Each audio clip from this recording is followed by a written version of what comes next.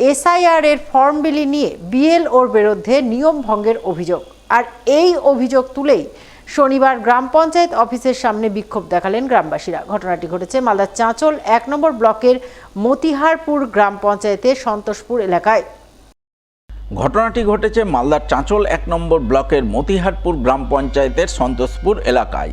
জানা গেছে মতিহারপুর গ্রাম পঞ্চায়েতের সন্তোষপুর ২০৮ নম্বর বুথে বিএলও রয়েছেন জাফর ইকবাল নামে এক ব্যক্তি।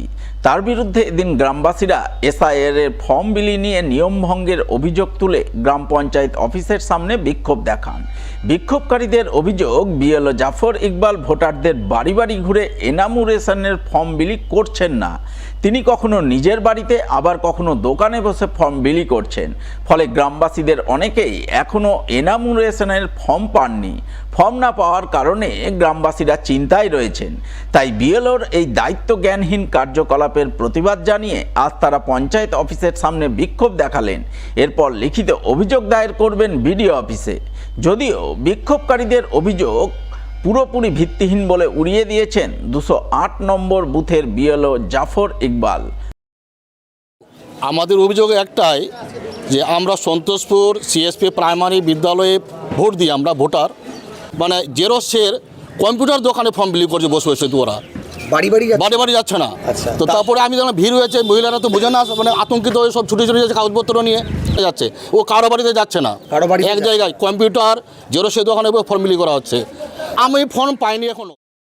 আমি এটা অভিযোগ সম্পূর্ণ ভিত্তিহীন। আমি সবারই পাড়ায় পাড়ায় গেছি, বাড়িতে তো যাওয়া সম্ভব নয়। আমি পাড়ায় পাড়ায় গেছি, সবাইকে দিয়ে এসেছি।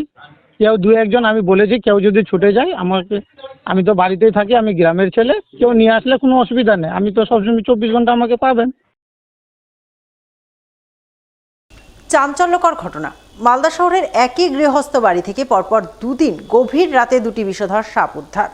প্রথম দিন রাতে বাড়ির নিচতলা থেকে উদ্ধার বিষধর গোখরো সাপ এবং দ্বিতীয় দিন রাতে উদ্ধার বিষধর চন্দ্রবোরা সাপ। স্বভাবতই পরপর দুদিন বাড়ি থেকে দুটি সাপ উদ্ধারের ঘটনায় যার পরনায় আতঙ্কিত হয়ে পড়েন পরিবারের সদস্যরা, আতঙ্কিত এলাকার সাধারণ মানুষ। ঘটনাটি ঘটেছে মালদা শহরের সুকান্ত মোড় সংলগ্ন নিউ বাসবাড়ি এলাকায়। জানা গেছে ওই এলাকার বাসিন্দা সৌমেন মানির বাড়ির নিচতলা থেকে বৃহস্পতিবার গভীর রাতে একটি বিষধর গোখরো সাপ দেখতে পাওয়া যায়, যা দেখে আতঙ্কিত হয়ে পড়েন পরিবারের সদস্যরা। তারা রাতেই খবর দেন পুরাতন মালদার সর্বপ্রেমী নিতাই হালদারকে। তিনি তৎক্ষণাৎ সেই বাড়িতে ছুটে গিয়ে সাপটিকে উদ্ধার করে নিয়ে যান। এরপর শুক্রবার রাতেও একই ঘটনার পুনরাবৃত্তি ঘটে। রাত ১:৩০ নাগাদ ওই বাড়ির দোতলার একটি ঘরে খাটের ঠিক পাশে একটি বিষধর চন্দ্রভোরা সাপ দেখতে পাওয়া যায়। খবর পেয়ে ওই বাড়িতে গিয়ে প্রায় ৪ ফুট দৈর্ঘ্যের বিষধর চন্দ্রভোরা সাপটিকে উদ্ধার করে নিয়ে যান সর্বপ্রেমী নিতাই হালদার। স্থানীয় সূত্রে জানা গেছে যে বাড়িতে পরপর দুটি সাপ উদ্ধার হয়েছে, সেই বাড়ির আশপাশের এলাকায় ঝোপঝাড় জঙ্গল রয়েছে। সেই কারণে এলাকায় সাপের উপদ্রব বেড়েছে বলে মনে করছেন এলাকাবাসী।